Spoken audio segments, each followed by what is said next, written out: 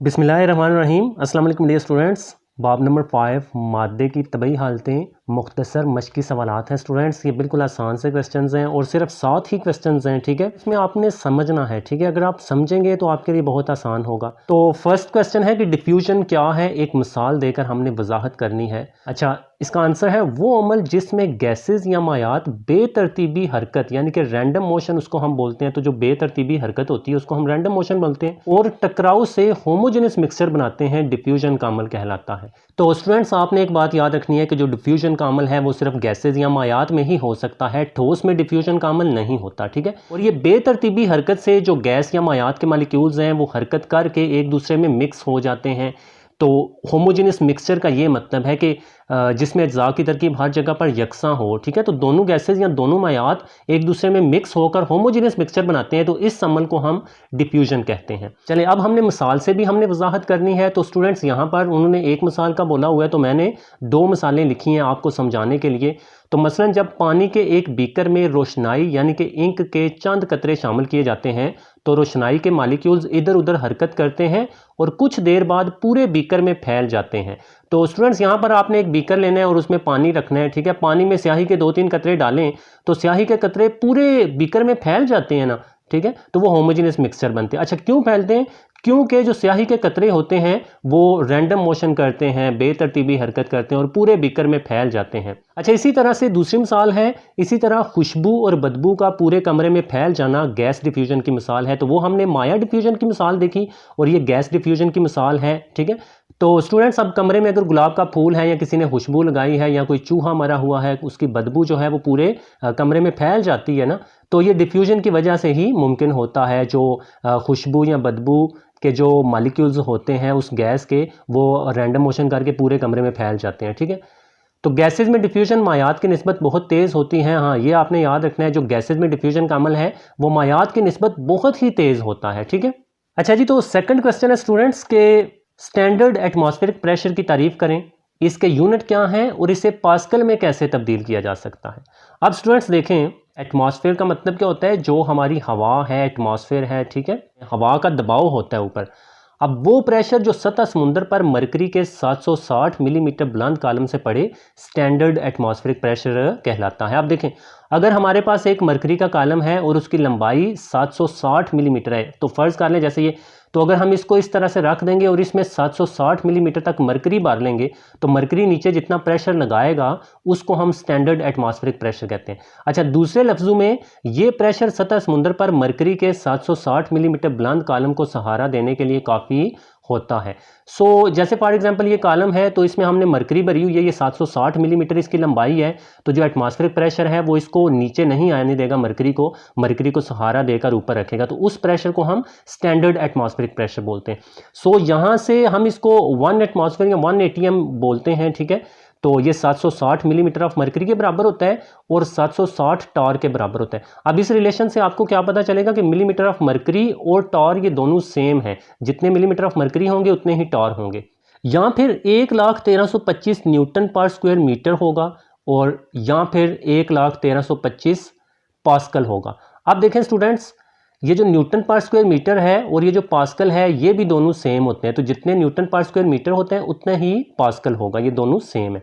अब इसके यूनिट्स भी हमने बता दिए, तो ये देख लें, ये वैल्यूज़ आपने याद रखनी है, ठीक है। न्यूमेरिकल्स में काफ़ी ज़्यादा ये हेल्प करते हैं और बाकी भी कंसेप्ट के लिहाज से तब्दील करने वाले शॉर्ट क्वेश्चंस भी आ जाते हैं, उनके लिए काफ़ी इंपॉर्टेंट है।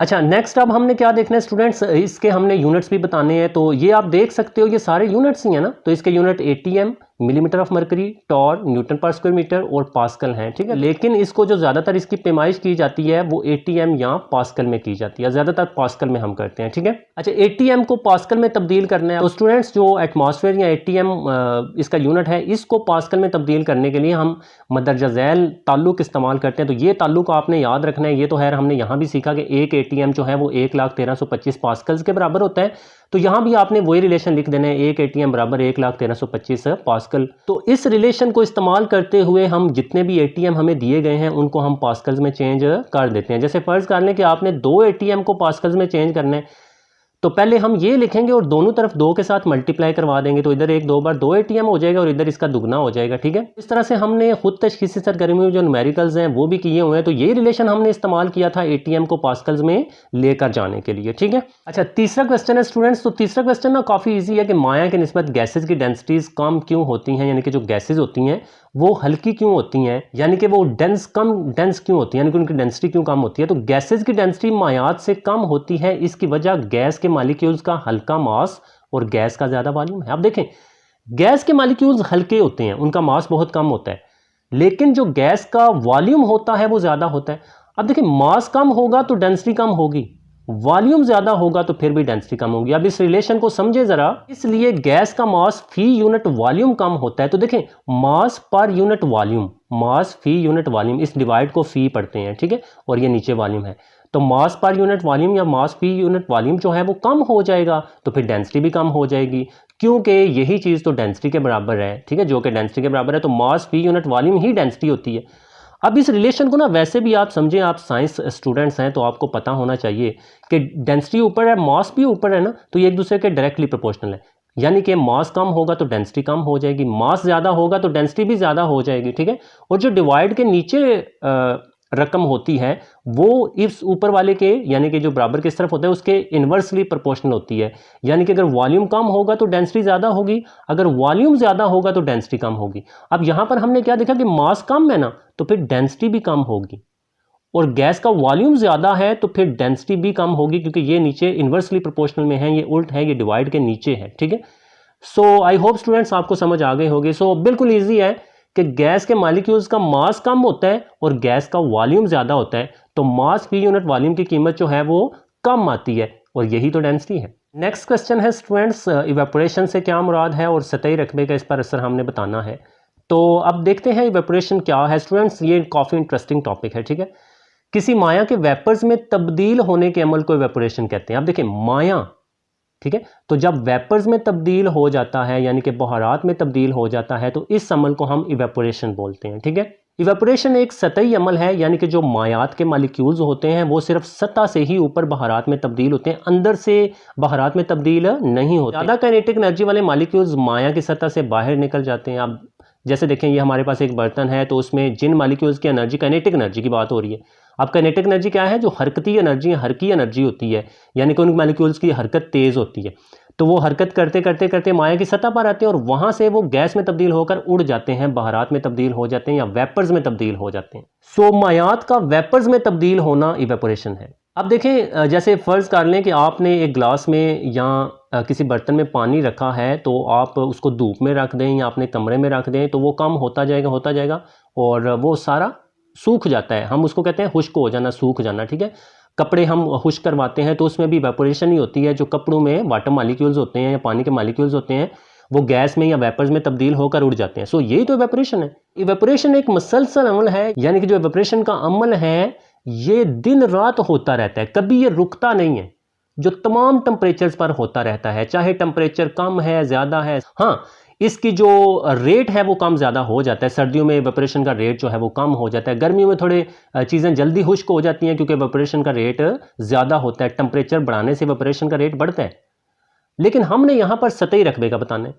अब देखिए, सतही रकबा क्या है स्टूडेंट्स, देखें, हम चाय को ठंडा करने के लिए पिर्च का इस्तेमाल करते हैं, ठीक है, क्योंकि पिर्च का जो रकबा होता है वो ज़्यादा होता है ना, जो ज़्यादा जगह घेरता है वो, ठीक है, तो इस वजह से उससे मॉलिक्यूल जो हैं वो जल्दी इवेपोरेट होंगे, यानी कि जल्दी वेपर्स में तब्दील होंगे। और ये स्टूडेंट्स आपने बात याद रखनी है कि इवेपोरेशन जो है वो ठंडक पैदा करता है, हमें पसीना आता है। अच्छा, तो ये अल्लाह ताला की तरफ से एक निज़ाम है कि जो हमें पसीना आता है ये गर्मी से बचाने के लिए हमें आता है, ये इसका हमें बहुत ज़्यादा फ़ायदा होता है, ठीक है। पसीना आता है तो जो वाटर मॉलिक्यूल्स होते हैं पसीने में वो वेपर्स में तब्दील होकर बहारात बनकर उड़ जाते हैं और ठंडक पैदा होती है। अच्छा, तो जितना सतही रकबा ज़्यादा होगा इवेपोरेशन का अमल उतना ही ज़्यादा तेज़ होगा स्टूडेंट्स, तो ये भी डायरेक्टली प्रोपोर्शनल है।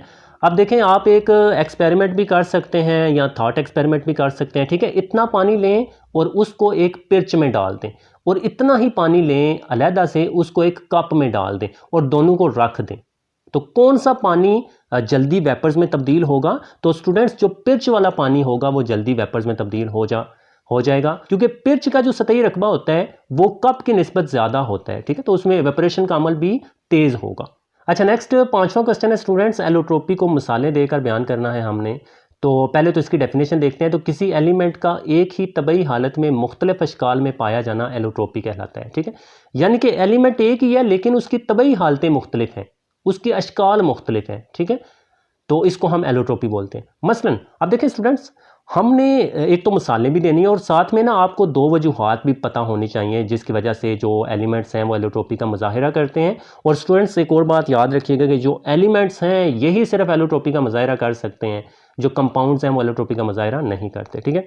मसलन ऑक्सीजन के एलोट्रोप, ऑक्सीजन यानी कि जो ऑक्सीजन गैस होती है O2 और ओजोन O3 हैं। अब ऑक्सीजन के दो एलोट्रोप्स हैं O2 और O3। अब क्यों है? क्योंकि इनमें एटम्स की तादाद मुख्तलिफ है, ठीक है। आई बैग योर पार्डन स्टूडेंट्स, यहाँ पर मैंने तरतीब लिख दिया था गलती से, तो तादाद है आपने याद रखना है। तो अब ऑक्सीजन के यहाँ पर देखें, ऑक्सीजन के एक मालिक्यूल में 2 एटम्स होंगे और ओजोन के एक मालिक्यूल में 3 एटम्स हैं। तो ऑक्सीजन के एटमों की तादाद मुख्तलिफ है ऑक्सीजन ही, ऑक्सीजन की ही 2 मुख्तलिफ शक्लें हैं ना, तो इस वजह से ऑक्सीजन के 2 एलोट्रोप्स होंगे, ठीक है, और इनमें तादाद मुख्तलिफ है। अब आगे देखते हैं, सल्फर के 2 एलोट्रोप्स रोम्बिक सल्फर S8 और मोनोक्लिनिक सल्फर S8 है। अब दोनों S8 है, इनमें तो एलिमेंट्स के जो एटम्स हैं उनकी तरतीब मुख्तलिफ होगी, तादाद तो इनकी एक जैसी है क्योंकि इनमें एटम्स की तरतीब मुख्तलिफ है, ठीक है। तो ये स्ट्रक्चर जो रोम्बिक वाला है, एटम्स थोड़े अरेंजमेंट और तरीके से हो जाते हैं। मोनोक्लिनिक में जो एटम्स की तरतीब होती है वो थोड़ी मुख्तलिफ होती है। सो इस वजह से स्टूडेंट सल्फर के ये 2 एलोट्रोप्स हैं और इनमें एटम्स की तरतीब मुख्तलिफ है, तादाद एक जैसी है। तो अब 2 वजूहात भी आपको पता चल गई कि एलोट्रोपी का मुजाहिरा एलिमेंट्स क्यों करते हैं, अगर एटम्स की तादाद मुख्तलिफ हो या फिर एटम्स की तरतीब मुख्तलिफ हो। तो ये 2 बातें भी याद रख लीजिएगा, ये भी शॉर्ट क्वेश्चन में पूछ सकते हैं कि एलोट्रोपी की वजूहात क्या है, तो ये 2 वजूहात आपने लिखनी है, ठीक है। अच्छा, नेक्स्ट स्टूडेंट्स 6वां क्वेश्चन है कि 100 डिग्री सेल्सियस पर सल्फर किस हालत में पाया जाता है। अब देखें, हमें एक तो ट्रांजिशन टेम्परेचर का पता होना चाहिए कि ट्रांजिशन टेम्परेचर क्या है, और एक हमें यह पता होना चाहिए कि ट्रांजिशन टेम्परेचर से कम किस हालत में होता है, ट्रांजिशन टेम्परेचर से ज़्यादा वो किस हालत में होता है, कोई भी एलिमेंट है, ठीक है। तो सल्फर का ट्रांजिशन टेम्परेचर 96 डिग्री सेल्सियस है, ये आपको पता होना चाहिए, आप याद रख लीजिएगा। इससे कम टेम्परेचर पर रोम्बिक और 96 डिग्री सेल्सियस पर और इससे ज़्यादा मोनोक्लिनिक हालत में पाया जाता है। यानी कि देखें, जैसे ही टेम्परेचर 96 से कम होगा तो वो रोम्बिक बन जाएगा, और जैसे 96 होगा या 96 से ज़्यादा हो जाएगा तो वो मोनोक्लिनिक हालत में पाया जाता है। अब यहाँ पर हमने 100 डिग्री सेल्सियस पर ही बताना है ना। अच्छा, ट्रांजिशन टेम्परेचर क्या है स्टूडेंट्स, ये तारीफ भी याद कर लीजिएगा। एक ऐसा टेम्परेचर जिस पर एक एलोट्रोप दूसरे एलोट्रोप में तब्दील हो जाए, ठीक है, तो उस टेम्परेचर को हम ट्रांजिशन टेम्परेचर बोलते हैं। एक ऐसा टेम्परेचर जिस पर एक एलोट्रोपिक शक्ल दूसरी एलोट्रोपिक शक्ल में चेंज हो जाए। सो ये स्टूडेंट्स आपने याद रखना है। अब यहाँ पर देखें तो 96 से ज़्यादा ही है ना, 100 डिग्री सेल्सियस है तो ये 96 से तो ज़्यादा है, तो ज़्यादा होगा तो वो मोनोक्लिनिक होगा। तो पर 100 डिग्री सेल्सियस पर ये मोनोक्लिनिक शक्ल में पाया जाता है। तो ये कंसेप्ट ऊपर वाला लाजमी याद किया करें, सिर्फ ये क्वेश्चन ना याद किया करें, ठीक है। तो इसको आपको रीज़न का पता चलता है, ठीक है। अच्छा, तो स्टूडेंट्स लास्ट क्वेश्चन है, किसी माया के बॉइलिंग पॉइंट और इवेपोरेशन के दरमियान क्या ताल्लुक है। अब देखें, किसी माया का बॉइलिंग पॉइंट जितना ज़्यादा होगा उसमें इवेपोरेशन का अमल उतना ही आहिस्ता होगा, ठीक है। अच्छा, अब इसका मतलब क्या है कि बॉइलिंग पॉइंट अगर ज़्यादा है तो इवेपोरेशन का रेट या इवेपोरेशन का अमल आहिस्ता आहिस्ता होगा, ठीक है। जबकि जिस माया का बॉइलिंग पॉइंट जितना कम होगा उसमें इवेपोरेशन का अमल उतना ही तेज़ होगा, यानी कि उल्ट रिलेशन है, ठीक है। इसको हम इन्वर्सली प्रोपोर्शनल बोलते हैं या तगय्युर माकूस बोलते हैं, ठीक है। जैसे देखें, अब पानी ले लें और पेट्रोल ले लें, ठीक है। तो पानी का जो बॉइलिंग पॉइंट है वो 100 डिग्री सेल्सियस होता है और पेट्रोल का जो बॉइलिंग पॉइंट है वो काफ़ी कम होता है, ठीक है। तो पानी के जो वेपर्स हैं वो आहिस्ता आहिस्ता बनेंगे, या पानी जो है वो आहिस्ता ख़त्म होगा। अगर एक कतरा पानी का यहाँ रख लें, एक कतरा पेट्रोल का रख लें, तो पेट्रोल जल्दी उड़ जाएगा। क्यों? क्योंकि वो जल्दी बॉयल हो जाता है, उसका बॉइलिंग पॉइंट कम है। तो जिसका बॉइलिंग पॉइंट कम होता है उसमें वेपरेशन का अमल उतना ही तेज़ होता है, और पानी जो है वो आहिस्ता आहिस्ता बहरात में तब्दील होगा। क्यों? क्योंकि पानी का बॉइलिंग पॉइंट ज़्यादा है पेट्रोल से। तो इससे हमने क्या सीखा, यानी बॉइलिंग पॉइंट और इवेपोरेशन के रेट के दरमियान तगय्युर माकूस का ताल्लुक है, यानी कि उल्ट ताल्लुक है, रिलेशन इन्वर्सली प्रोपोर्शनल है, ठीक है। तो boiling point inversely proportional to evaporation का रेट है। तो ये जो डिवाइड के नीचे होती है और इधर ये ऊपर होती है, इसके इन्वर्सली प्रोपोर्शनल होते हैं, ठीक है। बॉइलिंग पॉइंट कम होगा तो वेपोरेशन के रेट ज़्यादा होगा, और अगर बॉइलिंग पॉइंट ज़्यादा होगा तो वेपोरेशन का रेट कम होगा। यही तगय्युर माकूस है या inversely proportional. Okay students, I hope आपको समझ आ गई होगी। मिलते हैं आपसे नेक्स्ट वीडियो में, तब तक के लिए अपना बहुत ज़्यादा ख्याल रखिएगा और प्लीज़ स्टूडेंट्स चैनल को लाइक और शेयर ज़रूर करें। मिलते हैं आपसे नेक्स्ट वीडियो में, तब तक के लिए खुदा हाफिज़।